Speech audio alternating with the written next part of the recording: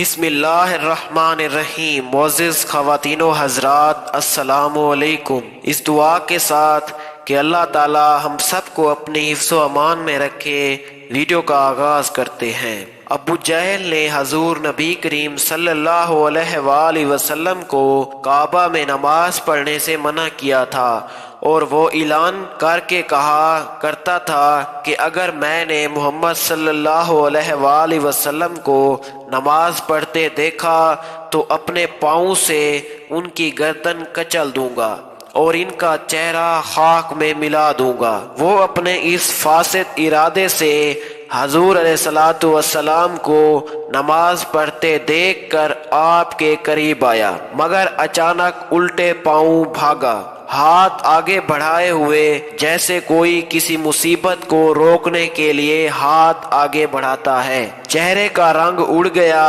اور بدن کی بوٹی بوٹی کانپنے لگی۔ اس کے ساتھیوں نے پوچھا کہ تمہارا کیا حال ہے؟ تو کہنے لگا کہ میرے اور محمد صلی اللہ علیہ وآلہ وسلم کے درمیان ایک خندق ہے جس میں آگ بھری ہوئی ہے اور کچھ دہشت ناک پرند بازو پھیلائے ہوئے ہیں۔ اس سے میں اس قدر خوف زدہ ہو گیا کہ آگے نہیں بڑھ سکا اور ہانپتے کانپتے کسی طرح جان بچا کر بھاگا۔ نماز کے بعد حضور صلی اللہ علیہ وآلہ وسلم نے فرمایا کہ اگر ابو جہل میرے قریب آتا تو فرشتے اس کا ایک ایک عضو جدا کر دیتے۔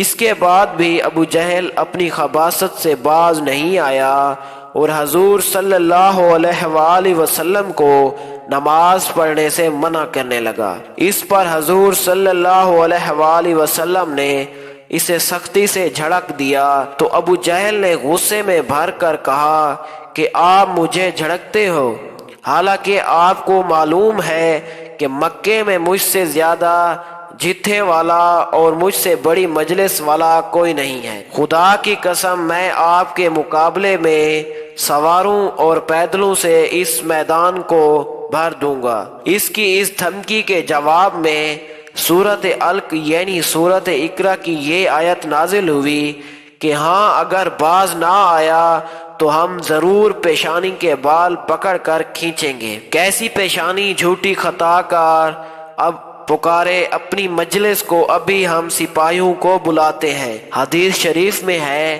کہ اگر ابو جہل اپنی مجلس والوں کو بلاتا تو فرشتے اس کو بالا اعلان گرفتار کر لیتے اور وہ زبانیے کی گرفت سے بچ نہیں سکتا تھا۔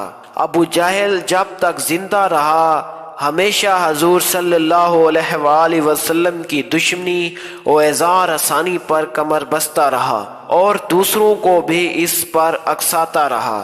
آخر قہر خداوندی میں گرفتار ہوا کہ جنگ بدر کے دن 2 لڑکوں کے ہاتھ سے ذلت کے ساتھ قتل ہوا اور اس کی لاش بے گور و کفن بدر کے گڑھے میں پھینک دی گئی۔ اس طرح تمام دشمنان رسول طرح طرح کے عذابوں میں مبتلا ہو کر ہلاک و برباد ہو گئے۔